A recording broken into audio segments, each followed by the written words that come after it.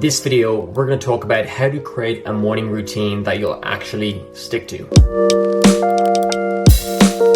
Hey folks, welcome back to the channel, and if you've never been here, my name is Ryan Conlon, and this is a channel where we talk about multiple different things and multiple different topics. Today's topic is going to be on this concept of a morning routine. Morning routines seem to be everywhere. Every time you search in Google, every time you pick up a book, every time you listen to a podcast, everything seems to be coming up that they are the next best thing. Are morning routines actually worth all the hype? I've tried many different things. I once had a checklist of things to do before I accomplished my day in the morning, and to be honest, it is a bit of a waste of time, and I was wondering, why am I doing these things? What isn't even the purpose of a morning routine? I'm hearing so much about it, but is it worth anything? Getting up a little bit earlier and having some sort of routine allowed me to feel a sense of accomplishment before I went in and started my day, which was really helpful. I've tried 101 things the wrong way, and let me talk to you a bit about how I create a morning routine, why I use a morning routine, and how to stick to it.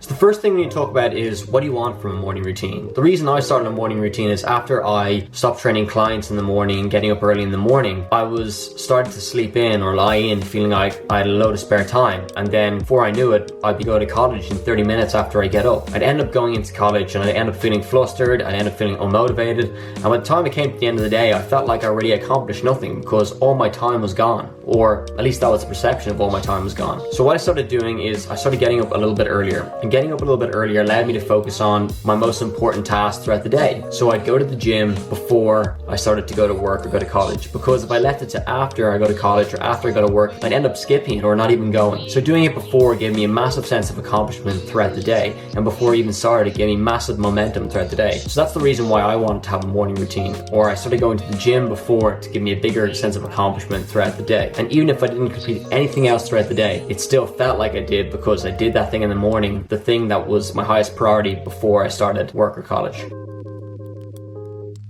The second thing is need to discover what's my top priority, or what I want to work on in the morning before I go to work. And the morning time's this interesting time before rush hour traffic. You have this time where everyone's in bed and you have time to work on things that no one can distract you during those times. It's most likely no one's going to ring you during those times, and no one's really up and awake, so you can really get your most important tasks done throughout the day. And what I do is I go to the gym maybe an hour before work, or maybe 2 hours before work, and then an hour to commute. And again, having that priority there, or using that top priority, really filtered into the rest of my day. So I got to work on the stuff that was most important to me before I went out my day. The next point is waking up a little earlier. Now, this was very difficult for me because I used to love lying in and I used to love my sleep, and I still do not get me wrong. So unfortunately, with a morning routine, you may have to get up slightly earlier, whether it's 5, 10, 15 minutes earlier. And I've been through drastic extremes. I've gotten up really early at like 5, and I've gotten up a little later at 8, and I got a little earlier at 7. And I try to find a happy medium of time that works for me best, with getting an optimal amount of sleep as well, because if you don't get enough sleep, no matter what you accomplish in the morning, you'll still feel wrecked throughout the day. So for me, it was about getting enough sleep. And then once I could pick a time that I could go to bed at, that I was getting my 6, 7, 8 hours sleep, and setting my reverse alarm clock, which I talked about in a previous video, and getting up at a time that worked for me every morning, getting up slightly earlier. Once I got used to getting up at that time, it began getting really easy. Yes, it was tough for the first 2, 3, 4 days, but then it started getting easier and easier. Now, there is certain things called a night owl and people that work more productive in the night. That's absolutely no problem. You don't even have to get up earlier. You could just have a small little morning routine if you want, before you get to work, or before you get to college, or before you do anything. But personally, I started really enjoying the mornings, and that's why I started to wake up a little earlier. But it can vary from person to person. Some people like doing it at nighttime. By all means, you can probably do it at night. When I was starting doing a morning routine, I remember creating a list of 101 things to do. I'm going to get up, I'm going to drink a glass of water, I'm going to brush my teeth, I'm going to floss my teeth, I'm going to read a book, I'm going to read 20 pages of a book, I'm going to the gym for 3 hours, and then I'm going to have a cold shower and do all these things. And it just doesn't make sense, because by the end of the time you finish off your checklist, it's 2 or 3 o'clock in the day. It's gone well past the morning. So in my experience, what's worked really well is keeping it really small and starting really small. So let's say if I wanted to get in shape, or I wanted to start going to the gym as my first priority, well, I just go to the gym for 20-30 minutes, or I just go for a walk for 10-20 minutes in the morning before I go and have a shower and get ready for the day. And starting really small made it really easy to commit to things, rather than having this big long list of 101 things to do that's really difficult to commit to. And I found that's really helpful to start really small in the morning, especially if you're getting into a new habit. The next thing what I did was try experiment. So I wanted to optimize a morning routine that gave me a sense of accomplishment throughout the day. So what I do is I add things for 30 days, starting really small. So let's say if I wanted to read more in the morning, well, maybe I'll start reading 1 to 5 pages a day, or read 1 page a day for 30 days. So I read 1 page a day for 30 days, and that was really small. And because it was small and I experimented, and after the 30 days, if I stuck with it, I continued going. But if I didn't like it after the 30 days, I just throw out my morning routine and wouldn't keep it. So trying experiments is a great way to see what gives you a sense of accomplishment and what makes you feel good throughout the day.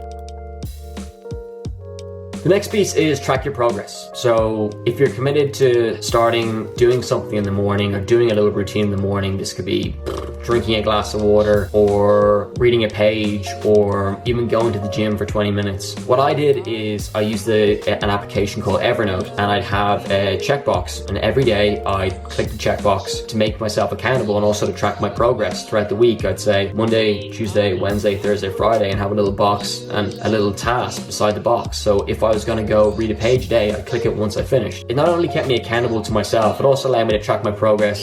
Is this something I committed to? I know in the past people have done accountability mates where they say, if I don't do this for the next 30 days, I'm going to send €200 to your charity of your choice, and that person that made is to keep you accountable. But I never done that. I think I've done that once or twice before, but not involving morning routines. But that could be a way to keep you accountable and track your progress. But tracking your progress is a good way to see if you actually want to do it or actually committed to it. And it's helpful to see if it makes a difference to your overall mood or energy throughout the day. And I found this very helpful. Lastly is the rule of never skip twice. So for me anyway, there's going to be times where I wake up in the morning, I'm out the night before and I'm hungover and I don't want to go to the gym, or all of a sudden I feel terrible that day, or I don't do my morning task, or I don't complete my morning routine. That's okay. And knowing that it's okay, it's a big relief. You don't have to be so strict on anything. That's what I should have told myself a while ago. But for me, a rule of never skipping twice is a good rule. So let's say if you miss one day of your morning routine, the next day I make sure that you commit to it and go back on it again. But it's okay to miss a morning routine, but a rule of never skip twice was very helpful. Okay folks, well that's the whole entire video I think. Hopefully you enjoyed it and got some value from it. I found implementing a morning routine and using these steps were very, very helpful in creating a sustainable morning routine that gives me a sense of accomplishment and puts me in a better mood throughout the day. Well folks, I hope you enjoyed it. If you made it this far, I'd appreciate it if you give it a thumbs up, as it really helps the channel, and subscribe for more videos like this. I'll be uploading one every week, or doing my best to upload one every week, approximately one every week. And till next time, see ya!